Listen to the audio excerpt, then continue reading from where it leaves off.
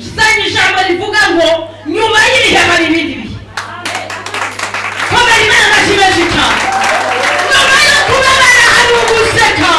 Nyuma yo gutotezwa hari amahoro. Nyuma yo kwanga hari ugukundwa. Nyuma y'ibihe hari ibindi bihe. Nyuma yo gusuzugurwa hari ukubaho. Ariko haleluya. Nyuma y'ibihe hari ibindi bihe.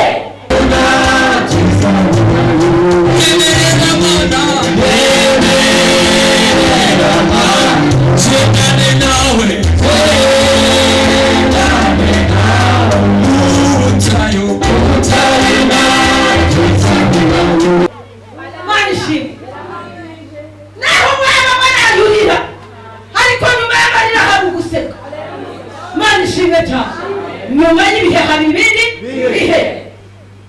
Tujye mu byanditswe byera. Ubutumwa bwiza bwa Yesu Kristo nk'uko bwanditswe na Luka. Yesu nashimwe cyane. Ubanza ariko utamire iyo teri. Wumve ko nyuma y'ibi bihe hari ibindi bihe. Nyuma yo kubona ibintu bitari kugenda neza, hari igihe cyo kubona byagenze neza. Nyuma yo kwitwarira zina baguhinde kubera ubuzima bubi, hari ibindi bihe bizagusobanura.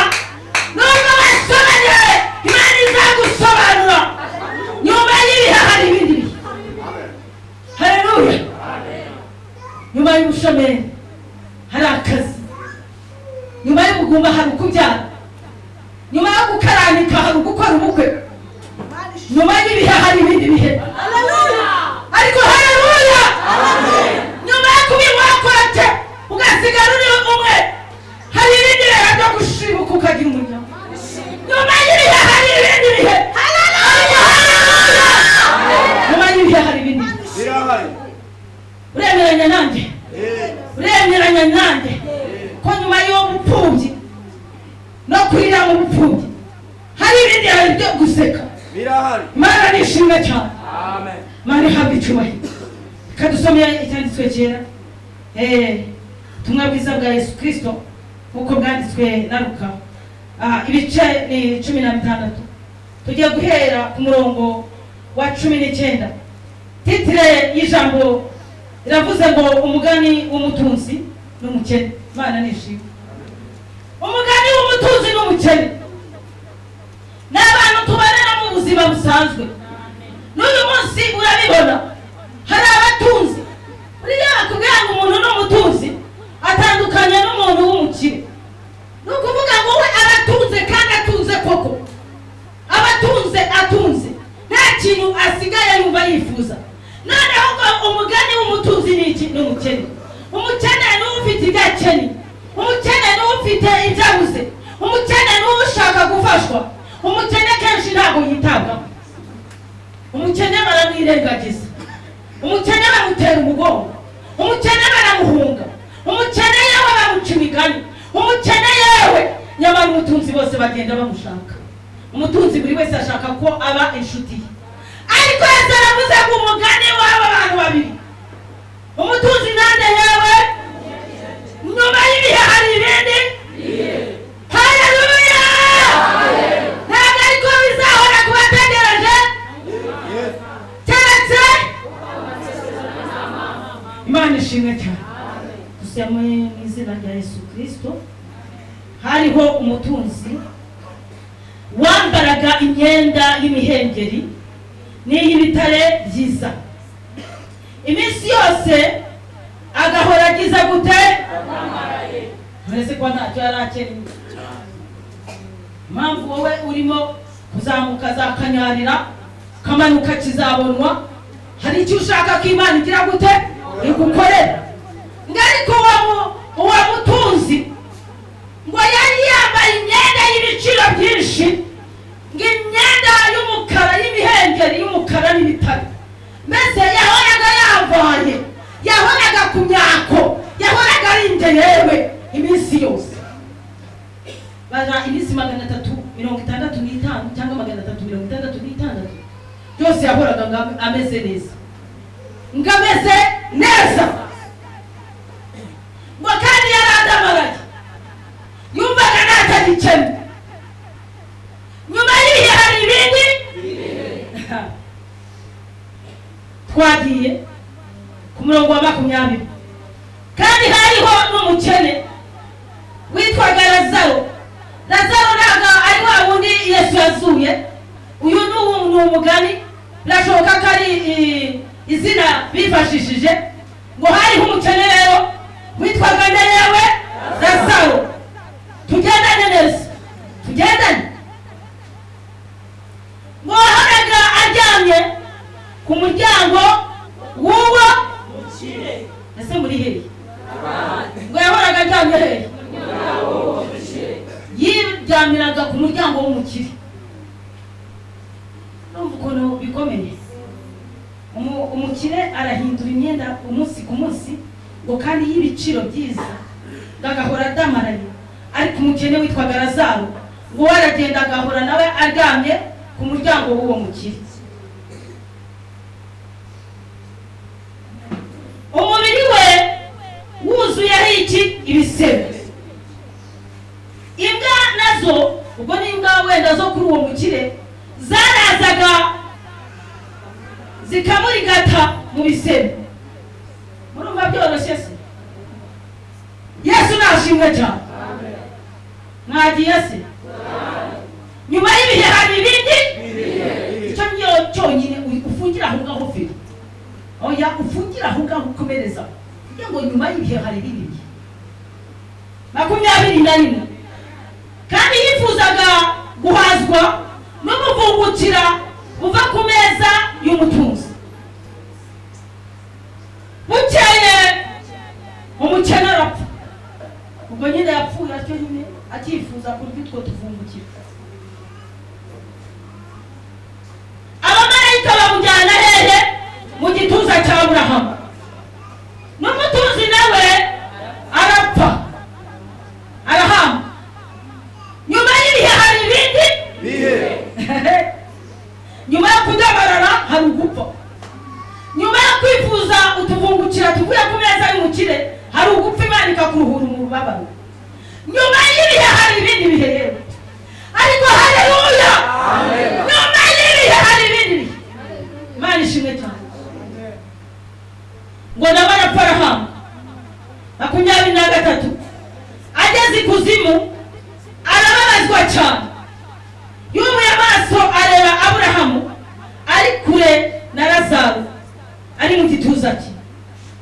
Arataka ati, Aburahamu sogokuru, mbabarira wohereze Lazaro akoze isonga y'urutoki rw'umutuzi anonyangirize ku rurimi kuko mbabazwa n'uyu muriro. Nyuma y'ibihe hari ibindi bihe. Yesu nashi. Nyuma yo kudamarara hari ugutaka. Nyuma yo kudamarara hari uguhura n'umubabaro. Nyuma y'ibihe hari ibindi bihe. Imana ishimwe cyane. Imana tugire neza. Aburahamu aramusubiza ati, mwana wanjye, ibuka yuko wahawe ibyiza byawe ukiriho. Lazaro nawe yahawe ibibi, none aguwe neza. Hano naho wowe urababazwa cyane. Kandi uretse n'ibyo, dore hariho umworera munini bikabije hagati yacu namwe, washyiriweho kugira ngo abashaka kuva hano kuzaho aho muri batabibasha, kandi n'abava aho batagera hano. 27. Nawe ati, ndakwingize sogokuru ngo nibura umwohereze kwa data, kuko mfite bene data 5, ababurire ngo nabo batazaza aha hantu ho kubabarizwa cyane. Aburahamu aramubwira ati, bafite Mose n'abahanuzi, bagira gute? Babumvire. Nawe ati, oya sogokuru Aburahamu, ahubwo nihagira uzuka akabasanga bazihana. Arababwira ati, nibatumvira Mose n'abahanuzi, nibakwemera naho umuntu yagira gute? Yazuka. komera Imana amashimeshe cyane. Nakubwiraga ngo nyuma y'ibihe hari ibindi bihe. Sinzi nimba uri kumva iki cyanditswe, niba ugikurikiye neza. Nyamutuzi yagize igihe cyo kuba yakihana. Nk'uko abantu muri iyi minsi badamarariye mu byaha, abantu muri iyi minsi barabyina ntakazaza, abantu muri iyi minsi bamenyereye Imana, abantu muri iyi minsi mbese Yesu bamugize petit frere wawe, Yesu bamugize braza, Yesu mbese bavuga ko yoroheje ibintu. Ariko nyuma y'ibihe hari ibindi bihe. Nyuma yo kudamarara, nyuma yo kwanga kwihana, hari ukwishyura ibyo uri gukora. Nyuma y'ibihe hari ibindi bihe. Nguwo mukene icyo twabonye, yarakennye kandi asenga, yarakennye ari imbere y'Imana, yarakennye afite ibihe byiza byo gusenga, yarakennye ariko yizeye Yesu Kristo nk'umwami n'umukiza we. Nyuma y'ibihe hari ibindi bihe. Nyuma yo kuba mu bukene, nyuma y'akaga, nyuma yo gutaga, nyuma yo kwifuza ubuvungu buva ku meza y'umukire, nyuma y'ibihe hari ibindi bihe. Nyuma yo kubabara, nyuma y'amarira, nyuma yo kwitwa amazina runaka, nyuma y'uko usa naho wasesemwe, abantu barakureba bakagira iseseme. Ariko nyuma y'ibihe hari ibindi bihe. Yesu araje abitunganye, Yesu araje abigire neza. Ariko haleluya, nyuma y'ibihe hari ibindi bihe. Ndahamya neza yuko uyu mukene ari hariya, ngimbwa zarazaga zikagira gute yewe, zikarigata hehe mu bisebe. Ni kwa kundi abapagani z'amayibobo zikubona uri umukene ariko wubaha Imana, bakagufataho ijambo, n'imbwa ziba zikurigasa. Kabona umuntu rwose utari ukwiye kugutinyuka, arituza aragutuka kubera ko wambaye nabi, kubera ko ibisebe by'ibibazo byarakwishe, waratondaguritse impande zose, umubiri wawe wuzuye ibikomere, ndetse ibikomere byaragiye bigera no mu mutima. Ngo nuko ngo mukene, ngimbwa zarazaga zikarigata muri ibyo bisebe. Ni kwa kundi nawe mu bigeragezo ayiwe ujya ubona, ukabona n'umuntu utari ukwiye kugira ijambo agufataho, agufashe ijoro. Ariko nyuma y'ibihe hari ibindi. Nyuma yo kubabazwa, nyuma yo gutotezwa, nyuma y'amarira, nyuma yo kwangwa, nyuma y'ibihe hari ibindi. Ngo umukene yarapfuye, amaze gupfa n'umukire arapfa. Umukene amaze gupfa, ngo abamarayika b'Imana, Yesu nashimwe cyane, ngo abamarayika b'Imana baraje baramujyana, ngo bamushyire hehe mu gituza cya Aburahamu. Muhanzi yarabiririmbye ngo nubwo babona tugira gute hati dusangira ibiki, bakatwitiranya kuko dusangiye ibyago, bakabigira kenshi, baturusha n'ubutunzi, bakagenda mu modoka, wowe utagira n'igare, imbwa ze zigahaga, wowe imbabura imanitse. Ariko hora ibyasutse aho bicira, hari igihe kimwe bizasobanuka rwose, abana b'Imana tugahagarara twenge. Uraceceka ihorere, ntugahorera kumuhoza Yesu, numva imirindi Yesu agaruka. Nshuti ihangane, aje kugutabara. Haleluya! Hari igihe kimwe, ariko haleluya, hari igihe kimwe bizasobanuka rwose. Yesu nashimwe. Hari igihe kimwe bizasobanuka, wowe abantu basobanije, hari igihe kimwe bizasobanuka ugasobanuka. Uyu mukene yarasobanutse akiri hara ngo kwibaraza, burya ibihe byaramusobanije, n'imbwa zongereraho agashungero kazo. Ariko haleluya, wa mukora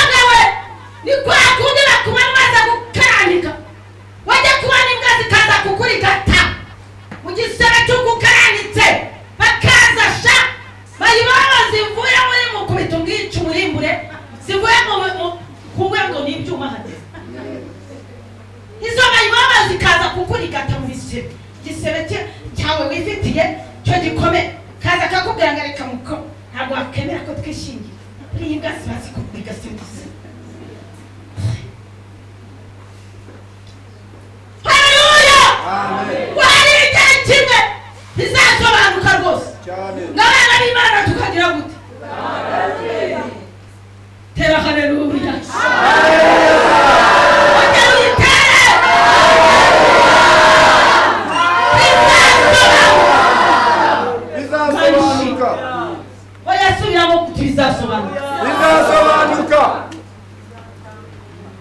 bizasobanuka rwose Imana nishimwe cyane wowe ihorere ihorere nubwo bakubona muhurira kuri salisa namba 2 nubwo bakubona muri kugura bitiyo nubwo bakubona muteza akagare nubwo bakubona muri kunyangira ariko hari igihe kimwe bizasobanuka rwose Imana nishimwe cyane komera Imana amashimeshe cyane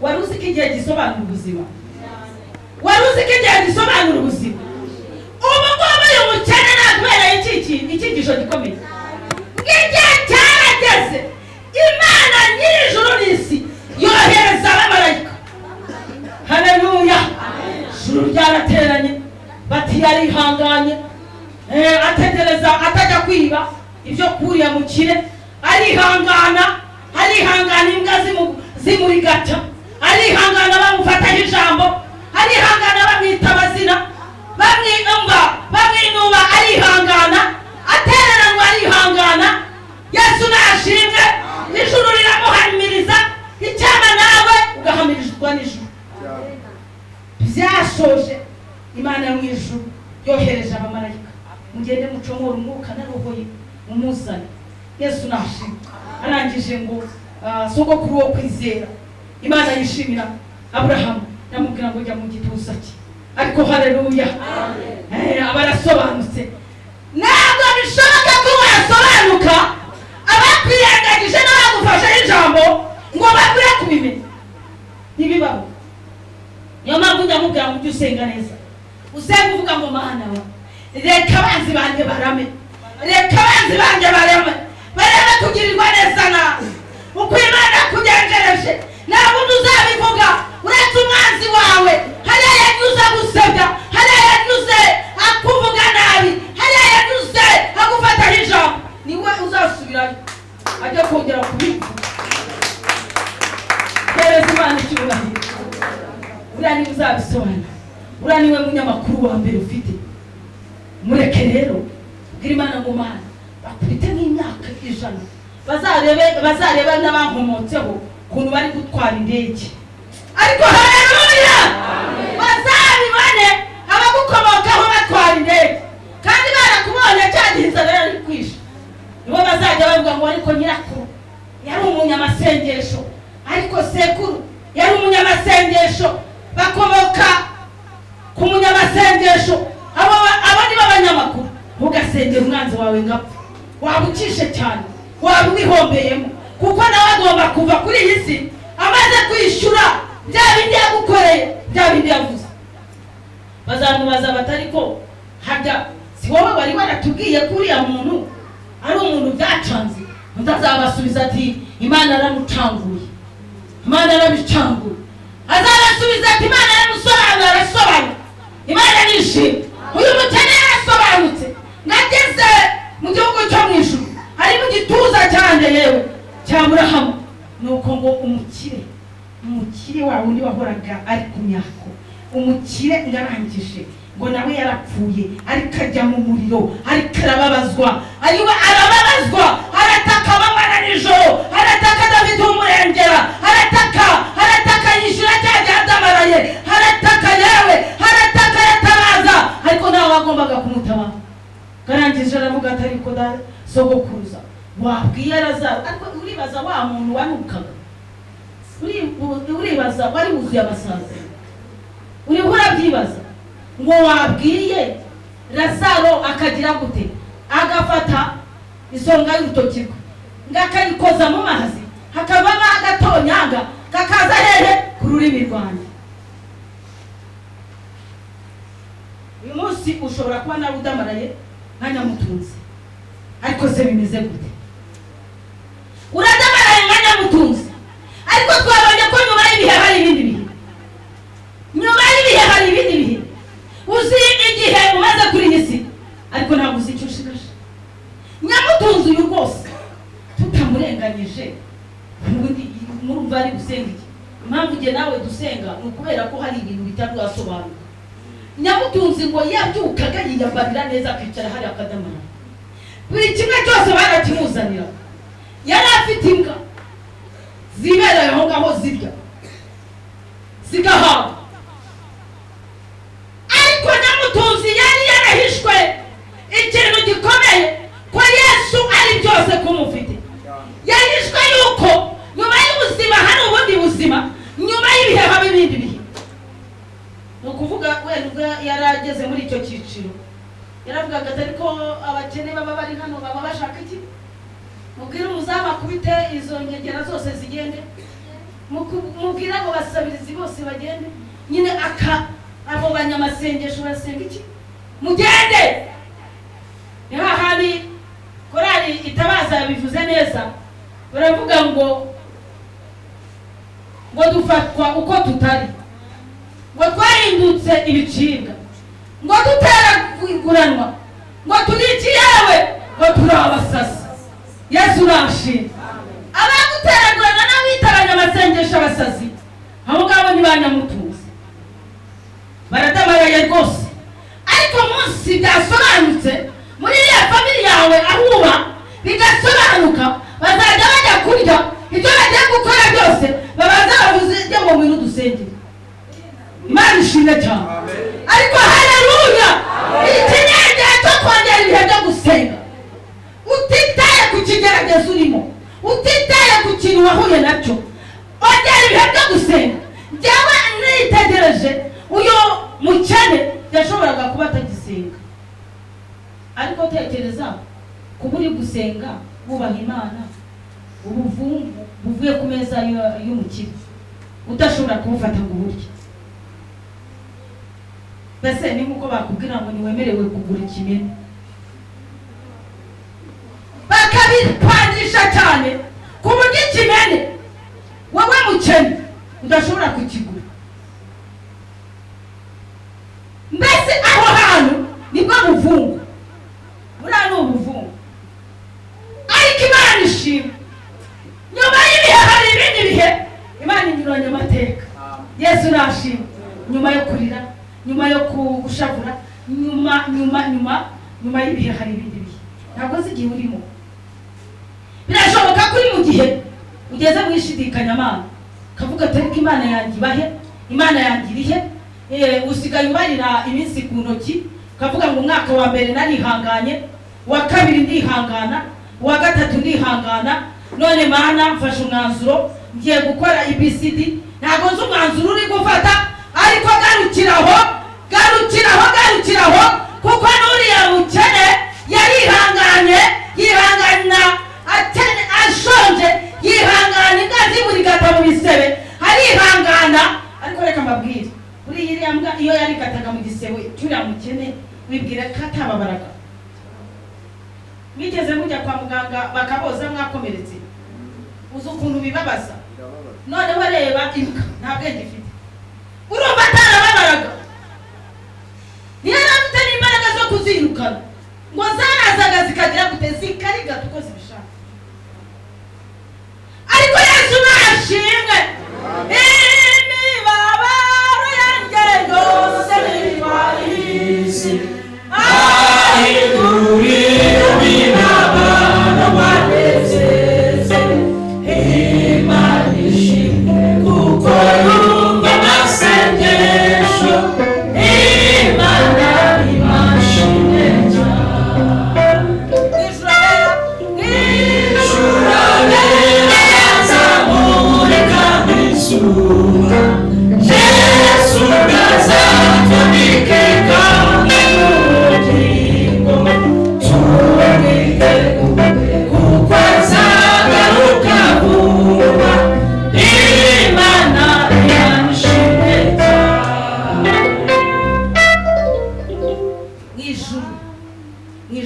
abera urumva sara ari abapagani ngo bazamurika nk'izuba kandi imibabaro yanjye yose wa mubyeyi we imibabaro yawe yose wa mugabo we imibabaro yawe yose musore mukobwa imibabaro yawe yose ngo nikagize gute urabihameze imibabaro yawe yose nikayizi ngo none hajyahindura ariko haleluya ngahindura iyo mibabaro nganezeze Yesu Kristo aka kamwanya turi imbere yawe twumvise izi nkuru za Nyamutunzi twumva n'izi nkuru z'umukene Lazaro Uwiteka Imana Nyiringabo dusobanukiwe neza ko nyuma y'ibihe hari ibindi bihe inyuma yo kubabazwa hari ukunezerwa no kuruhuka imibabaro nyuma yo kudamarara mu by'isi hari ukubabazwa niyo mpamvu aka kamwanya iteraniro ryose dusabye imbabazi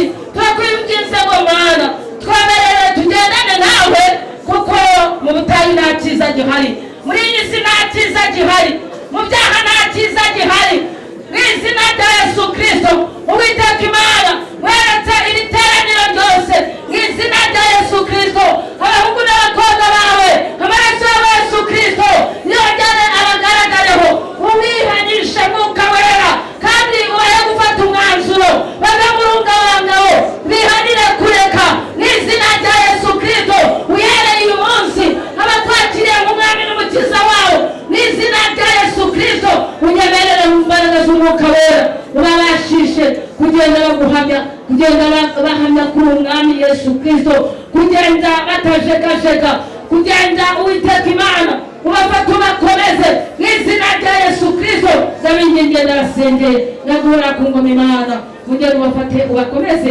kandi ugendane na buri wese byose bisabye mu izina rya Yesu Kristo amen amen.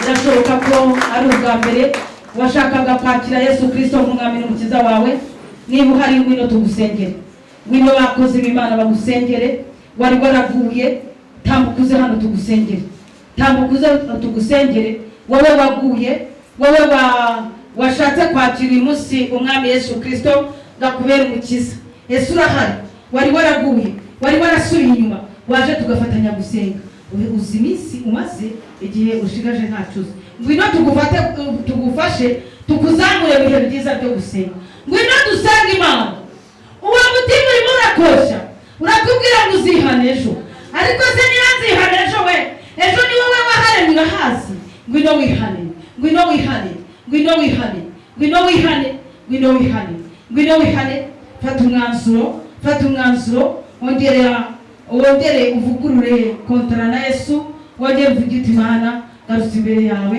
garutse mu rugo Imana ishimwe cyane